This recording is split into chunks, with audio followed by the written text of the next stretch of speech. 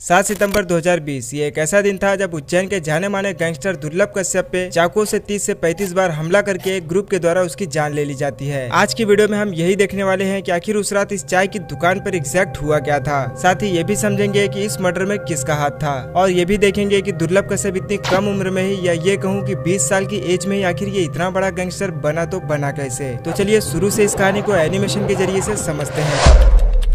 8 नवंबर 2000 वो दिन था जब मध्य प्रदेश के उज्जैन के एक शहर अब्दालपुर में दुर्लभ कश्यप का जन्म होता है, जहां मां का नाम पद्मा था जो उज्जैन में एक स्कूल में टीचर थी और पिता का नाम था मनोज कश्यप जो अपना खुद का ही बिजनेस चलाते थे। बच्चे का नाम दुर्लभ इसके माता पिता ने इसलिए रखा था क्योंकि कई मिन्नतों के बाद उन्हें एक संतान हुई थी और माँ को पूरा भरोसा था कि हमारा बेटा बड़ा होकर बड़ा काम जरूर करेगा। लेकिन किसे पता था कि ये बड़ा काम क्राइम की दुनिया की तरफ होगा। खैर क्लास 8 और 9th में ही दुर्लभ अपने स्कूल में पढ़ने वाले बच्चों के बीच होने वाले झगड़ों को सॉल्व करने के लिए बीच में जाया करता था और लकीली उन्हें सॉल्व भी कर देता था। देखते ही देखते स्कूल के सारे बच्चों के बीच में कश्यप का दबदबा बढ़ने लग गया था और महज 16 साल की उम्र में ही अपने स्कूल के साथ कश्यप आसपास के इलाकों में भी काफी ज्यादा फेमस हो गया था। जहाँ छोटी मोटी लड़ाइयाँ हो या कोई और काम हो, लोग दुर्लभ के ही पास आने लगे थे। लोग उसे प्यार से कोहिनूर बुलाने लगे और इसी सब के चलते दुर्लभ का पढ़ाई में मन ही नहीं लगता था और क्लास 10 तक आते आते दुर्लभ की पढ़ाई पूरी तरीके से छूट जाती है। अब इस समय तक दुर्लभ को यह बात समझ आ गया था कि उसे किस काम को करने में ज्यादा खुशी मिलती है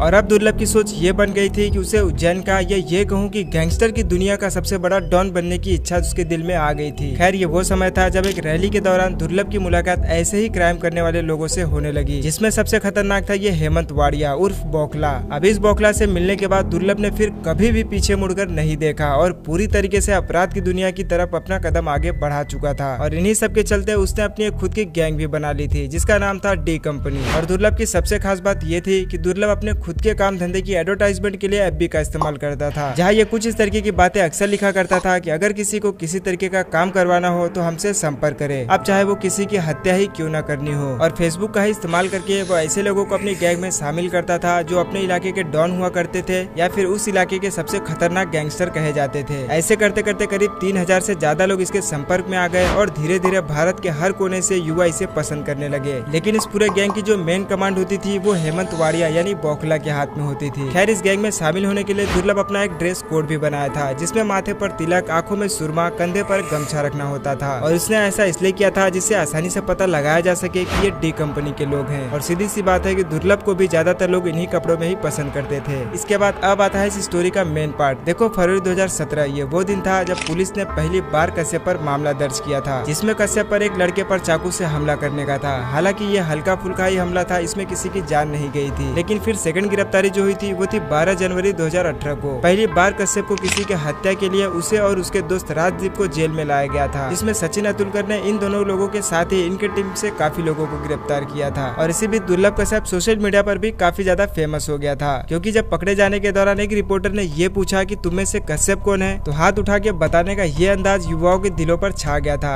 जो इस तरीके के कामों को किया करते थे। और इसके बाद दुर्लभ की पॉपुलैरिटी और भी ज्यादा बढ़ गई और उस समय जब दुर्लभ को गिरफ्तार किया गया था तो उसे शुरू में उज्जैन के एक जेल में रखा गया था, जहाँ सचिन अतुलकर ने कश्यप को ये भी बात कही थी कि कश्यप जब तक तुम जेल में हो तभी तक सुरक्षित हो, क्योंकि इतनी छोटी उम्र में ही तुमने इतने ज्यादा दुश्मन पाल लिए हैं कि बाहर निकलते ही कोई भी तुम्हें मार देगा। और हुआ भी कुछ ऐसा ही। खैर टॉपिक पर वापस आते हैं। नाबालिग होने की वजह से कश्यप ने हाई कोर्ट में अपील की तो हाई कोर्ट ने उसे बाल सुधार केंद्र में भेजने का फैसला कर दिया। कुछ महीने वहाँ अकेले बिताने के बाद वो काफी ज्यादा सुधर गया था और जेल से बाहर आने के बाद वो खुद का बिजनेस भी शुरू करना चाहता था। लेकिन इसी बीच आ गया था 2020, जहाँ पूरे देश में लॉकडाउन की स्थिति हो गई थी। तो उस समय दुर्लभ ने भी बिजनेस का प्लान कैंसिल करके इंदौर से मजबूरन दुर्लभ को उज्जैन अपनी माँ के पास आना पड़ा। यहाँ आपको एक बात ये पता होनी चाहिए कि दुर्लभ के माता पिता की आपस में ना बनने की वजह से ही ये अलग अलग रहते थे, जिसमें कश्यप कभी अपने माँ के पास रहता था, कभी अपने पिता के पास, क्योंकि वो दोनों से ही बहुत ही ज्यादा प्यार करता था। खैर आखिर वो दिन आ गया जब लॉकडाउन की वजह से दुर्लभ उज्जैन अपने मम्मी के यहाँ पर आ जाता है और कुछ महीने यहाँ रहने के बाद और लॉकडाउन का लंबा समय चलने की वजह से वो इस बात से काफी ज्यादा ऊब जाता है और कॉल करके 6 सितंबर 2020 को अपने दोस्तों को घर पर खाने के लिए इनवाइट कर देता है, क्योंकि 6 सितंबर तक लॉकडाउन की स्थिति भी काफी ज्यादा नॉर्मल हो चुकी थी। इसके बाद दुर्लभ के सभी दोस्त उसके घर आते हैं और फिर रात का खाना खाते हैं और कुछ बातचीत करते हैं। तभी दुर्लभ के दोस्त का मन बाहर जाकर चाय और सिगरेट पीने का करता है। लेकिन दिक्कत ये थी कि इस समय तक रात के 1 बज चुके थे और रात के 1 बजे तक चाय की सभी दुकानें बंद हो जाती है। तभी इनमें से एक दोस्त ये कहता है कि मैं अभी हेलावाड़ी क्षेत्र से ही आ रहा हूँ और मैं हेलावाड़ी में एक चाय की दुकान को जानता हूँ जो रात भर खुली रहती है। तभी करीब रात के 1 बजे सभी अपनी बाइक्स उठाकर हेलावाड़ी की उस दुकान की तरफ निकल जाते हैं, जहाँ सभी पहुंचकर चाय पी रहे होते हैं कि वहाँ पर अपनी कार से कुछ और लोग पहुँच जाते हैं। रुको, ये तो समझ लो कि आखिर ये लोग है कौन। देखो, जिस इलाके में अभी दुर्लभ बैठा है ये हेलावाड़ी है, और इस इलाके में जिस गैंग का दबदबा चलता था वो था केकेसी यानी कुत्ता कमीना चीज, जिसका लीडर था रमीज खान। और अभी यहाँ पे इसी गैंग के मेंबर मौजूद है। यही है केकेसी के लोग, जिसमें ये शहनवाज इसमें से सबसे खास है। और यहाँ बैठा है ये सादाब जहरीला, जो कि शहनवाज का भाई था। अब केकेसी के लोग इस समय यहाँ पर इसलिए पहुंच गए क्योंकि जिस चाय की दुकान पर ये लोग बैठे हैं ये इसी ग्रुप के लीडर रमीज का भाई चलाता था, जिसका नाम था अमन उर्फ भूरा। अब यहाँ पर यह भी हो सकता है कि शायद हो सकता है कि कश्यप के यहाँ होने की खबर इसी ने दी हो। खैर, जब यहाँ पर केकेसी और डी कंपनी दोनों आमने सामने आ जाती है तो दोनों में बहुत ही भयानक बहस हो जाती है। और बहस में कश्यप को इतना ज्यादा गुस्सा आ जाता है कि उसने फौरन अपनी पिस्टल निकाली और सीधा शहनवाज पर गोली चला दी, बिना कुछ भी सोचे समझे। हालांकि किस्मत अच्छी हुई और गोली हल्की से मिस हो गई और गले के पास से गुजर गई। फिर क्या, शहनवाज के गिरते ही बाकी के लोग गुस्से में कश्यप पर हमला कर देते हैं। बाकी कश्यप के दोस्त के पास कोई हथियार न होने की वजह से ये सब भागने लगे, और दोस्तों को भागता हुआ देख कश्यप कुछ समझ नहीं पाया और भागने की वो भी कोशिश करने लगा। आप यहाँ पे ये भी जानकर हैरान हो जाओगे कि भागने वाले कश्यप के सारे खास दोस्त थे। इसमें से ये एक राजदीप मंडोई, कश्यप का जो बहुत ही खास मित्र था। खैर, बाकी लोग भागने में तो सफल रहे, लेकिन कश्यप को चारों तरफ से घेर लिया गया, क्योंकि टारगेट भी तो यही था। अब कश्यप शहनवाज, राजा, सिराज बाबा और सदाब के द्वारा चारों तरफ से घेर लिया जाता है। फिर क्या था, एक के बाद एक इन सबने मिलकर 30 से 35 बार कश्यप पर चाकू से हमला किया और उसे इतनी बुरी तरीके से घायल कर दिया कि शब्दों में बताना ये इम्पॉसिबल है। और फिर वहीं पास में खड़े इस चाय वाले ने कोई कसर नहीं छोड़ी और उसने ये कहा कि इसे आज ही पूरी तरीके से मार डालो, नहीं तो आगे चल के ये बहुत बड़ी प्रॉब्लम खड़ी कर देगा। खैर, इस समय रात के 2 बज रहे थे, सब अपने घरों में सो रहे थे और केकेसी के लोग अपना काम खत्म करके चुपचाप यहाँ से चले जाते हैं। और सुबह पुलिस को कश्यप की बॉडी यहाँ पर बिना शर्ट की ऐसी हालत में मिली, एक छोटे से चौल में। पूरे शरीर पर कई बार चाकू से वार किया गया था और पूरा शरीर खून से लथपथ था। ये बताना तो बहुत ज्यादा मुश्किल है कि कितनी दूर तक उसे दड़ा दड़ा कर मारा गया है। खैर, अगर उस दिन कश्यप के दोस्त थोड़ी सी और हिम्मत दिखाते तो शायद कश्यप आज जिंदा होता था। लेकिन बात वही है कि बुरे काम का नतीजा बुरा ही होता है। वीडियो पसंद आई हो तो प्लीज लाइक करके चैनल को सब्सक्राइब जरूर